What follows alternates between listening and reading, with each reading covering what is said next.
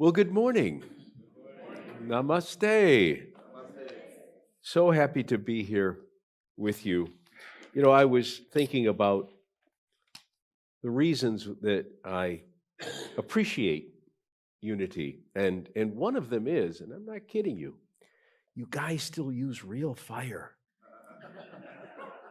So many people are wimping out these days. Those candles with that little piece of paper that flickers back and forth. They think, oh no.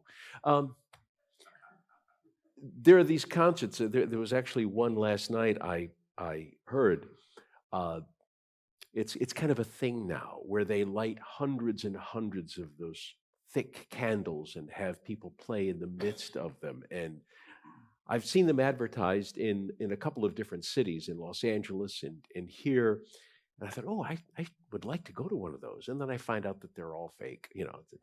Not that I wouldn't go, but I love real fire for something, for some reason. Not for some reason. I know why. It is elemental. Fire represents the energy in our body, and a little flickering piece of paper does not. So this is why. I wanted to reflect on today's daily word. It begins with, I choose where to focus my attention and energy. I choose where to focus my attention and energy. The whole body of this talks about bringing the divine into our lives in a manner that we are fully cognizant of that. In Christian terms, it's called practicing the presence. In Hindu terms, it's a form of bhakti yoga. Bhakti yoga is the yoga of devotion, of taking that impersonal force, that ground of being that theologians talk about, and making it personal, creating an understanding within ourselves of that power, and knowing that it resides within us, is a part of us, and is also our companion. So I'd like to share the wisdom of two great souls. One is Hindu, one is Christian. The first is Paramhansa Yogananda. I've mentioned Yogananda several times when I've been in this pulpit before. Yogananda started a worldwide organization originally in India. Now it's US and pretty much everywhere. I'm actually, aside from my connection with the West Michigan Hindu Temple, I also devote a great deal of energy to the local chapter of this meditation group that Yogananda founded. And he wrote a poem years ago called God, God, God. And you'll see that the focus of this is bringing God into everything that he does. So he writes, from the depths of slumber as I ascend the spiral stairways of wakefulness, I will whisper, God, God, God. Thou art the food, and when I break my fast of nightly separation from thee, I will taste thee and mentally say, God, God, God. No matter where I go, the spotlight of my mind will ever keep turning on thee. And in the battle din of activity, my silent war cry will be, God, God, God. When my mind weaves dreams with threads of memories, then on that magic cloth I will emboss, God, God, God. Every night, in time of deepest sleep, my peace dreams and calls, joy, joy, joy. And my joy comes singing evermore, God, God, God. In waking, eating, working, dreaming, sleeping, serving, meditating, chanting, divinely loving, my soul will constantly hum, unheard by any, God, God, God. So Yogananda is encouraging his devotees to imitate his lifestyle of constantly humming God, God, God, or whatever form of the divine you want. It doesn't have to be the G word, it can be any word you want. Sometimes Yogananda would simply say, you, you, you. He felt that divinity was that close and beyond any name, just you. Now, Yogananda took inspiration from a Christian monk of the 17th century by the name of Brother Lawrence. Brother Lawrence wrote a small book called Practicing the Presence of God, and I'd like to share some thoughts of his. Brother Lawrence was a rather clumsy and inept man. He was part of a Catholic order called the Discalced Carmelites. Discalced to me, it always sounds like, oh boy, he's been discalced. Like, well, we don't know what he did, but he's discalced. You know what discalced just means they didn't wear shoes. So, and it's not like he was being punished, like you can't wear shoes. It's like part of the order. I remember in Italy seeing in Assisi seeing monks who walked the streets barefoot because they were discalced. So it's not a bad thing, really. He spent most of his days making soup in the monastery and washing dishes. His work was very humble, but he was able to find that companionship with the divine in whatever, accompanying whatever duty he was assigned, made it joyful, made it, elevated it to a royal status. And here are 3 insights that we can take away from Brother Lawrence. Number 1 is the holiest and most necessary practice in the spiritual life is that of the presence of God. It seems, well, like, duh. Well, yes, but to practice that, to actually put it into practice and taking it down from the shelf of mere platitudes, but putting it into daily practice, that's where the challenge is. The holiest and most necessary practice in the spiritual life is that of the presence of God. The presence of God was his number 1 focus.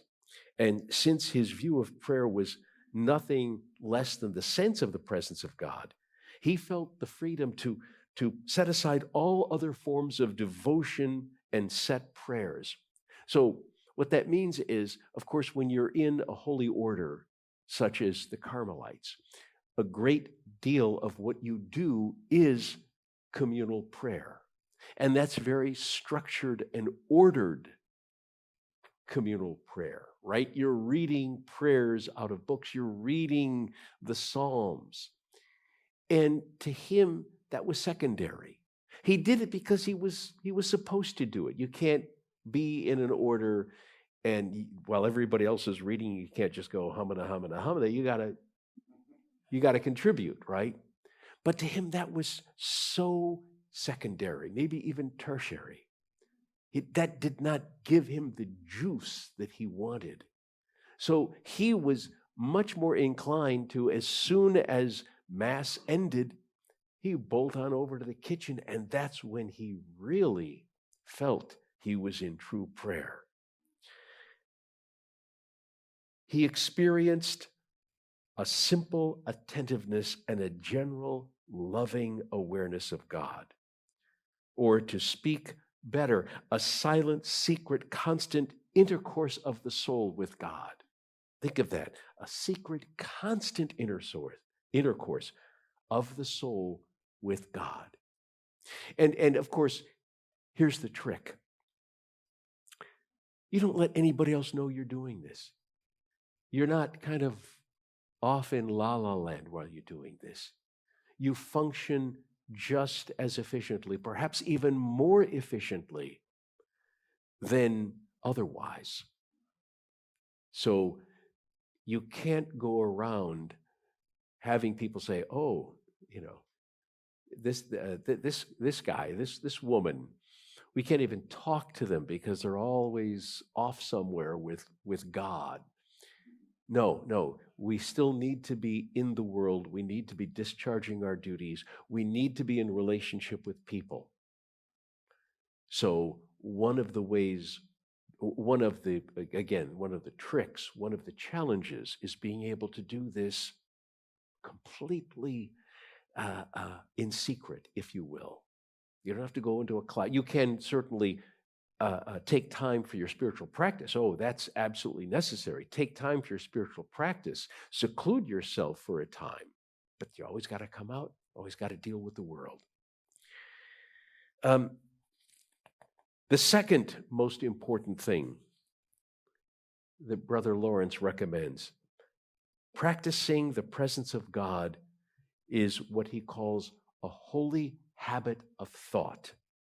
In order to live in God's loving presence, we need to play our part by trying to develop the habit, right?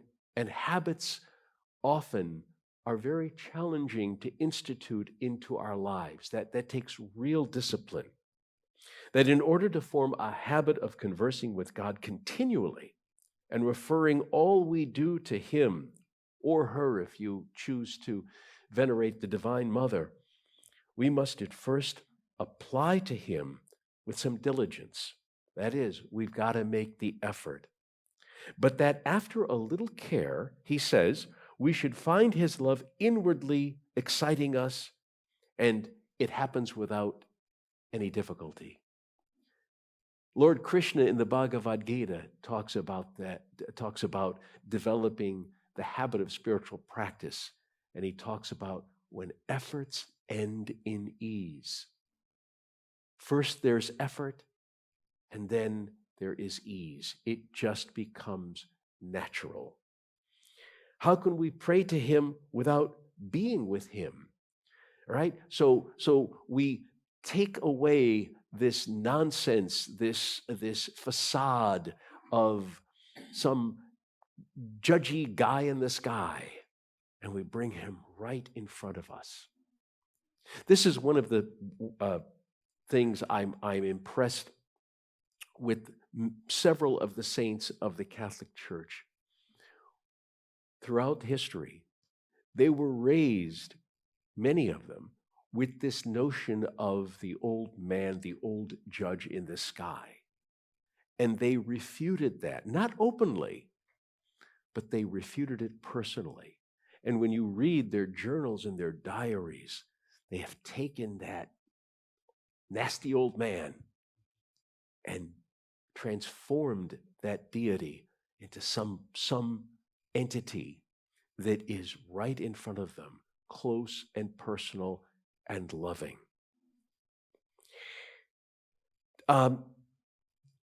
Here are a couple of tips on this. A little lifting up of the heart suffices. A little remembrance of God. One act of inward worship. Just one. It's just one. One time during the day. And then maybe a couple of times during the day.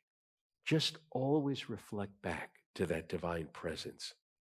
And then he says that let us think then of God the most we can. So we constantly encourage ourselves. Bring more of that divine presence. Let us accustom ourselves by degrees to this small but holy exercise.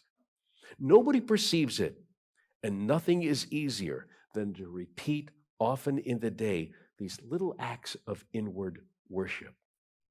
So he says that developing the holy habit is like forming a little oratory in your heart, wherein you meet God continually through the day. He writes, to be with God, there is no need to continually be in church. Of our heart, we make it an oratory, which is a sacred liturgy, wherein to retire from time to time and with Him hold meek, humble, loving converse.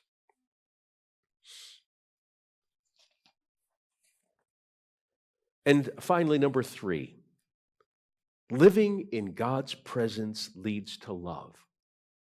That sounds like a banner for unity, right? Living in God's presence leads to love. He says that his key insight is that practicing the presence of God leads to divine love. In other words, the more we know God, the more we will love him. The more we know him, because we're always taught to love God, right? But for instance, if I tell you you should love John or Mary, you go, yeah, but I don't know John and Mary. How can you love them? You can certainly love them in the very universal sense, right? But in terms of actually developing a love for them, a personal love, you can't until you know them. And so what Brother Lawrence is saying, get to know God. The more you know God, the more you will love him. Let all of our business be to know about God. The more one knows him, the more one desires to know him. In the same way with our personal relationships, right? If I introduce you to somebody and there's a click there, you think, wow, the first thing you think of, I got to get to know that person better. Same thing with God. The more we know, the more we want to know. Apart from all of these things, in God's presence and for love for him, all else is vanity. Meaning all else to him, to Brother Lawrence, was useless. And yet, remember, he still performed all of the duties that were required of him. He did not abandon the world. He lived in the world, but knew that it was divinity that was sustaining him throughout all of the aspects of his life. That many do not advance in the Christian progress because they stick in penances and particular exercises. What he means by that is, again, those rules and regulations in terms of how to pray, in terms of what to pray, what time to pray. Prayers written by other people. They have their place, of course. When we gather here, or when I'm at the Hindu temple, we do have communal prayers. They have their place. They bind us, right? When we are all singing the same hymn, we're doing something that is valuable. But if this is the length and breadth of our spiritual life, then something is missing. Tolstoy tells a great story of three hermits who lived on an island, and the bishop of that area heard that these three hermits were on this island a little ways off the mainland, and he wanted to make sure that they were doing things just right. So he took a boat down to the island, and he said, well, tell me how you pray. What is your daily life like? And they gave him an answer similar to what Brother Lawrence would say. And the bishop went, oh, no. These are all of the most important prayers from the Book of Common Prayer. And you should be doing this prayer in the morning, this prayer at noon, this prayer in the evening, this prayer before meals. Don't just do it, leave it up to your own selves to do this. And they were all very humble and thankful that, well, if we're doing it wrong, we're thrilled that somebody has come to teach us correctly. And so the bishop, who was very pleased with their attitude, he jumped on the ship and it started sailing back towards the mainland. And then the monks started talking to one another about it. They go, well, wait a minute here. Is this the noon prayer or the evening prayer? And they go, well, I don't know, but we can still see the bishop's ship. Let's go grab him and make sure we've got this right. So they start running across the water and reach the ship, and they're yelling out, Bishop, we have a question about the prayers. And he looks down and he says, yeah, forget about that. Just keep doing what you're doing. So to the best of our ability, while we still, of course, have great respect for our traditions, for our scripture, for our memorized prayers that were written by other people. Let's make sure we add to our spiritual practice our open heart, our inquisitive mind, and the companionship of the divine. Namaste.